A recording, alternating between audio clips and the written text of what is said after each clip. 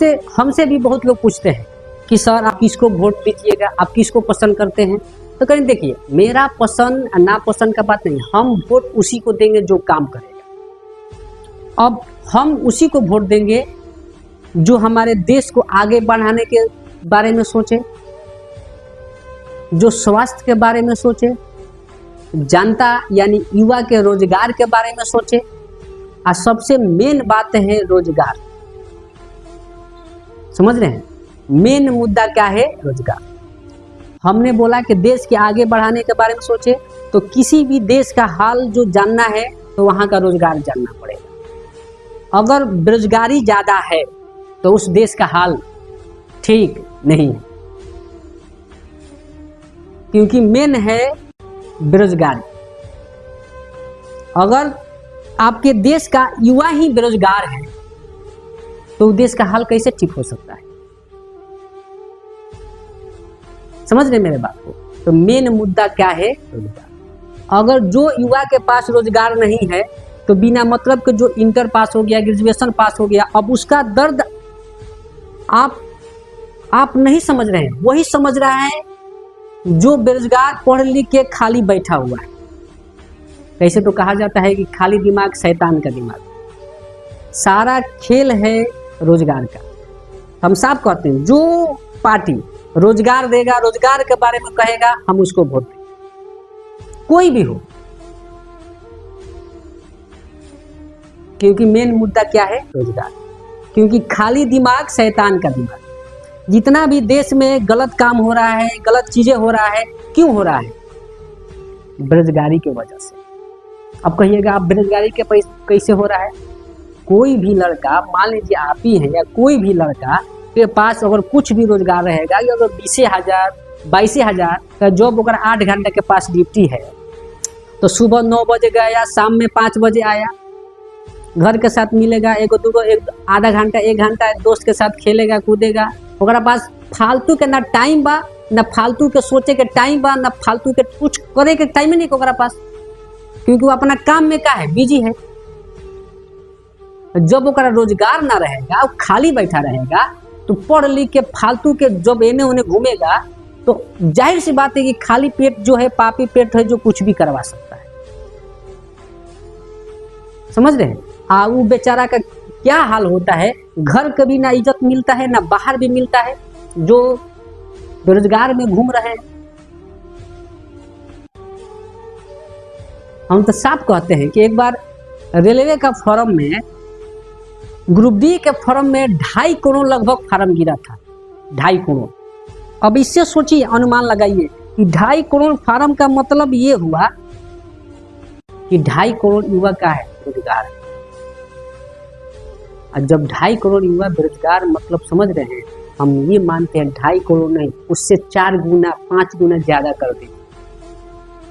अब कहिए 4 गुना 5 गुना ज्यादा कैसे? क्योंकि एक लड़का पे कम से कम 4-5 फैमिली का जीवन आश्रित रहता है। एक युवा, एक लड़का पे। अगर वो लड़का सक्सेस होगा, कामयाब होगा, तो तबे तो अपने माँ को, बाप को, बच्चा को, बीबी को देख रेख कर सकता है अच्छा से। जब वही कामयाब नहीं होगा तो कहाँ से देख सकता है? यानी 2.5 करोड़ मत सोचिए आप, उसमें 4-5 से और गुना कर दीजिए। इतना करोड़ हमारे देश में बेरोजगारी फैल रहा है, तो हमारे देश का हाल कैसे अच्छा हो सकता है?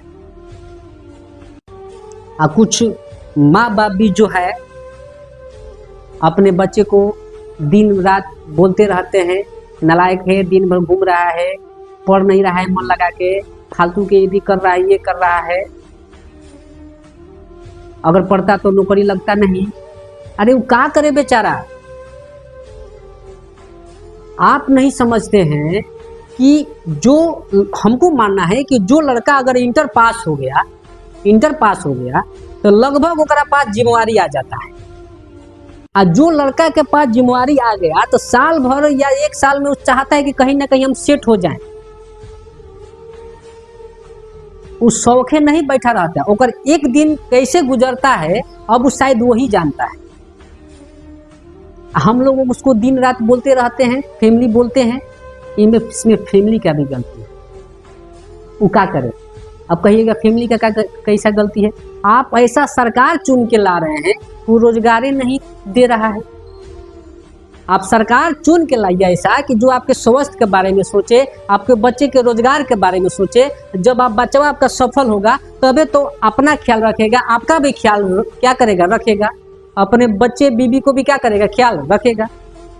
लेकिन हम लोग क्या होते हैं, जात धर्म आल जाल झोल झाल के चक्कर में वोट देते हैं।